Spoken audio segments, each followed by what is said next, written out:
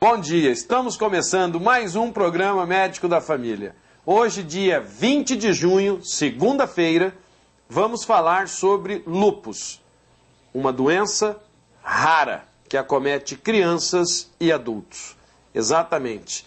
Tivemos muitas cartas, e-mails, fizemos esse compromisso de realizarmos um programa só sobre o lúpus eritematoso sistêmico e hoje vamos tirar todas as dúvidas.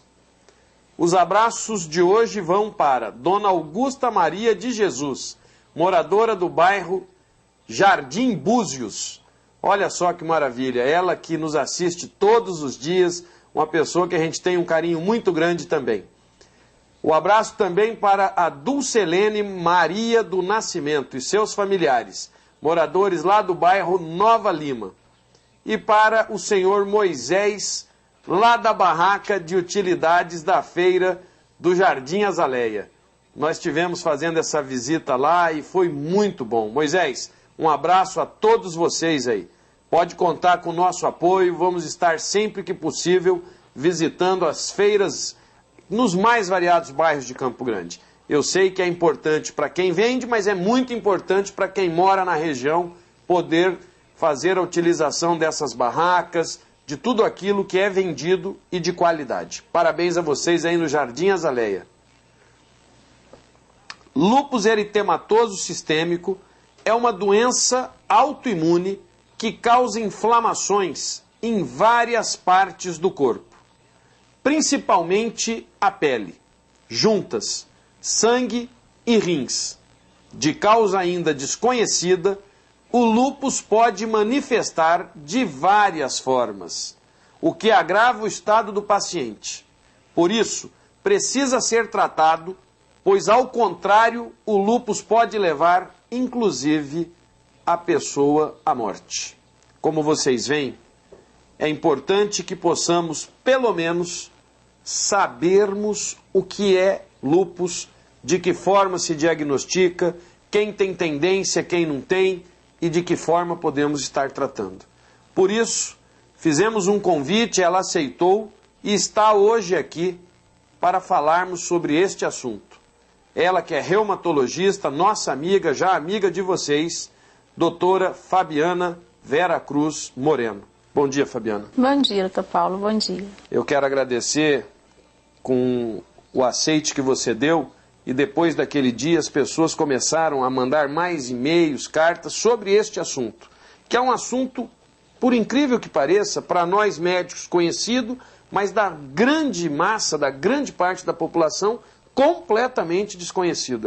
É uma doença que eles têm assim, eles assustam com o nome. O próprio nome já causa uma estranheza. Então explica para a gente o que vem a ser o lúpus eritematoso sistêmico. O lúpus eritematoso sistêmico, que normalmente a gente chama simplesmente de lúpus, é uma doença reumatológica, autoimune, inflamatória, multissistêmica. Quer dizer, é um tipo de reumatismo que acomete todo o organismo, vários sistemas. Pele, articulação, pulmão, rim, coração, cérebro. É basicamente determinado por características autoimunes. Então, é uma doença reumatológica. Reumatológica. O lúpus é uma doença hereditária? Não necessariamente hereditária. Não é que a mãe tem lúpus que vai passar para os filhos. Mas ela tem sim uma característica geneticamente determinada. A pessoa, para desenvolver lúpus, tem que ter genes específicos para desenvolver essa doença. Tem que ter tem que ser imunologicamente predisposto a isso. Mas é mais comum, por exemplo, numa família onde tem um caso diagnosticado de lúpus, quem vem abaixo dessa pessoa ter do que numa que ninguém tem? Com certeza. É muito mais comum quem tem alguém na família desenvolver do que quem não tem. Não necessariamente alguém que tenha na família vai outros terem, mas quem tem na família, a chance é maior. E as causas, doutora Fabiana? Quais são as causas do lúpus? As causas do lúpus, como a gente já falou, é geneticamente determinada, é uma desregulação do sistema imunológico. O sistema imunológico da pessoa com lúpus tem uma exacerbação, ele começa a desenvolver anticorpos contra ele mesmo. Então, o sistema imunológico nosso funciona como uma linha de defesa. Então, a gente entra em contato com vírus, bactérias, fungos, vários partículas que podem causar alergias. O nosso sistema imunológico é responsável por combater isso. No lúpus acontece um desequilíbrio nesse sistema imunológico e os nossos anticorpos, que eram só para nos defender de antígenos, de partículas externas, começa a atacar o próprio. Então ele desenvolve anticorpo contra as células do sangue, causando anemia, queda de leucócitos e de plaquetas, contra a pele, causando lesões de pele, feridas, fotossensibilidade, uma exposição ao sol deixa a pessoa mais avermelhada, desenvolve anticorpos contra a articulação, causando artrite, contra o rim, podendo levar a insuficiência renal, contra o cérebro. Paciente com lúpus pode desenvolver um quadro de psicose lúpica, de convulsão, de vasculite cerebral, rim, pulmão, coração, fígado. Então, é uma doença sistêmica por isso, porque o nosso próprio organismo desenvolve esses anticorpos contra tudo. O que faz desenvolver isso? Por que uma pessoa nasce bem e de uma hora para outra começa a desencadear? Isso ainda não está bem claro. Provavelmente, é sabido cientificamente que alguns remédios levam ao desenvolvimento de lúpus. Exposição ao sol é o principal fator desencadeante, além de estresse físico e emocional. Doutora Fabiana, quais seriam os principais sintomas do lúpus?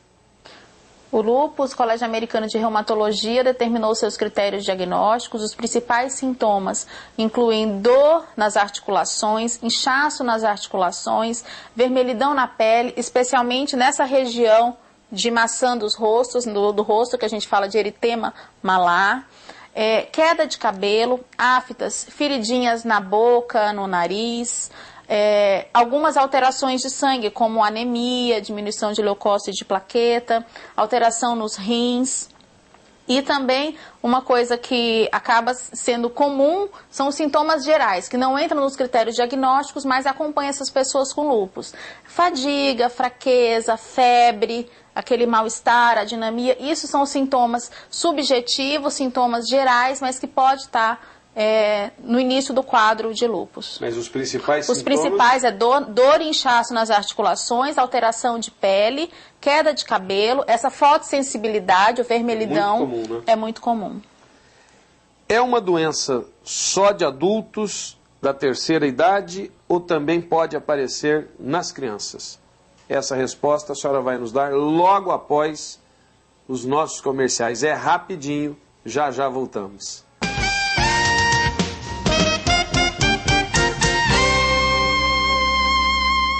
Estamos de volta com o programa Médico da Família. O tema hoje importantíssimo, por isso falei que era rapidinho e cumpri. Estamos falando sobre uma doença muito conhecida dos médicos e pouco conhecida por você que está me assistindo. Lúpus eritematoso sistêmico. Exatamente. Uma doença reumatológica, naquela gama do reumatismo. Estamos aqui hoje com uma especialista, nossa amiga corintiana, esposa do Walter, mãe da Alice, do Walter Filho, que é a doutora Fabiana Vera Cruz Moreno. Doutora Fabiana, eu lhe perguntei no bloco anterior, essa é uma doença só de adultos, terceira idade, ou também o lúpus pode aparecer em crianças? O lúpus também pode aparecer em crianças. Ela é uma doença de mulheres jovens, acomete 9 vezes mais mulheres do que os homens, principalmente assim, depois dos 25, 30 anos. Então, realmente é uma doença da mulher adulta jovem, mas as crianças também são acometidas. É o chamado lúpus eritematoso sistêmico juvenil.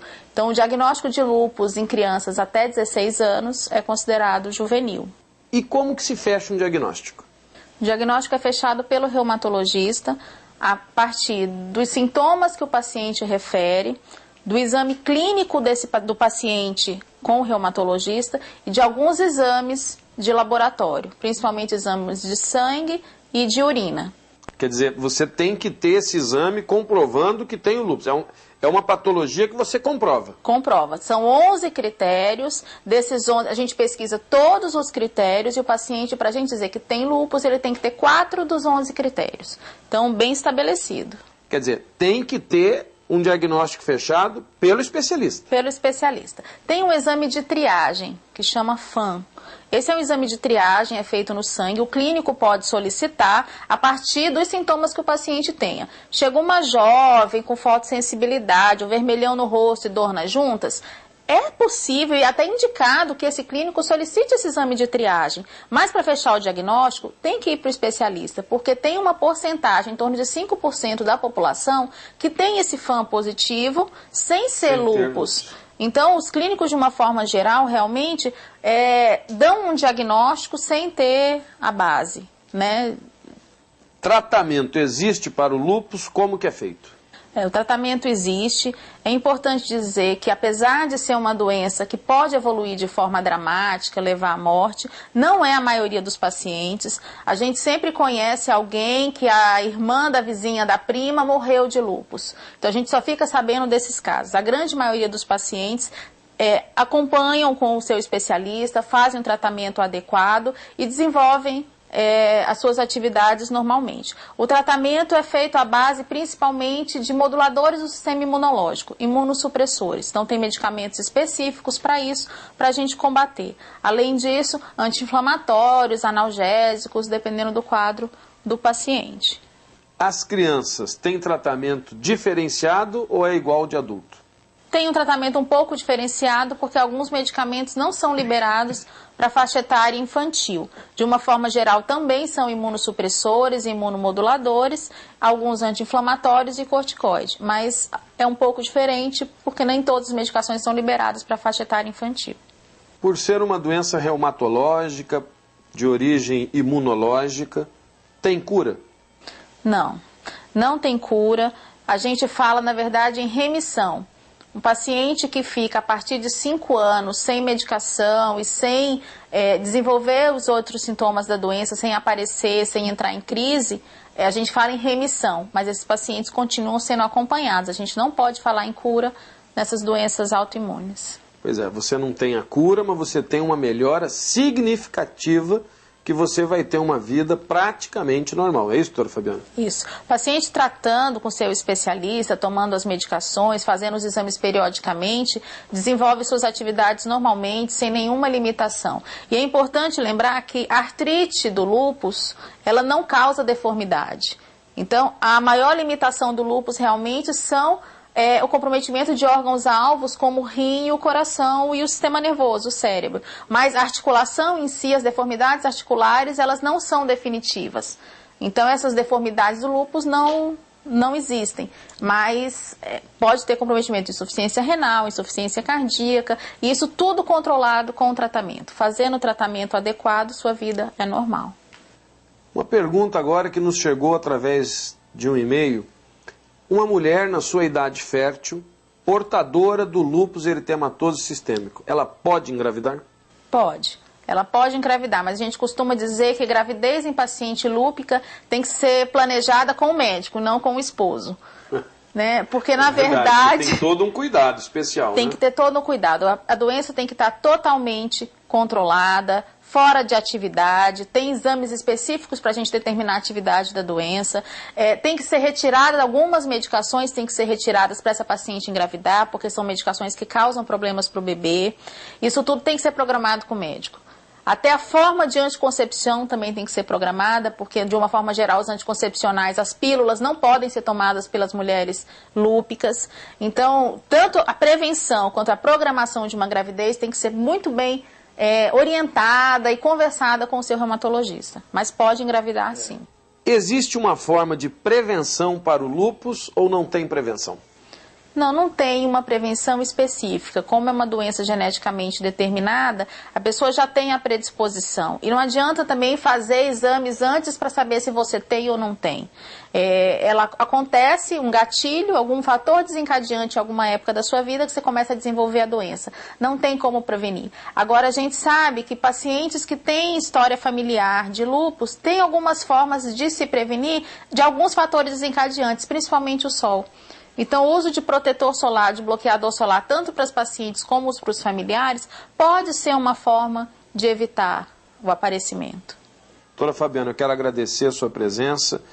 Eu sei o quanto é difícil, muitas vezes, o horário para vir aqui gravar, para estar falando com os nossos telespectadores. Ela, além de médica, reumatologista, trabalha o dia inteiro, é mãe, é esposa, ainda tem o trabalho dela dentro da igreja, na paróquia São João Bosco, é a minha coordenadora da Pastoral dos Noivos, da qual eu faço parte junto com ela e o esposo, o Walter. Um abraço para ele, para os seus filhos, a Alice e o Walter filho, para o teu pai, para a tua mãe, para a tua família toda, que são pessoas que eu tenho um carinho muito grande. É dessa forma que a gente constrói um mundo melhor. Além da medicina, ainda tem na religião, na fé, o momento de levar um pouquinho do que a gente tem de melhor para as pessoas que precisam tanto. Parabéns, Fabiana. Obrigada. Tem uma inscrição na entrada de uma igrejinha no oeste da Europa que fala o seguinte: procurei a Deus e ele se escondeu. Procurei a mim mesmo e não me achei. Procurei o irmão e encontrei os três. Então é só nesse trabalho para o outro que a gente pode se encontrar e encontrar Deus, né? Através do outro. É desse trabalho com os outros que a gente pode realmente encontrar a força que a gente precisa para superar as dificuldades. Porque a gente sempre acha que a nossa é a maior dificuldade que existe, né? Só a gente tem problema.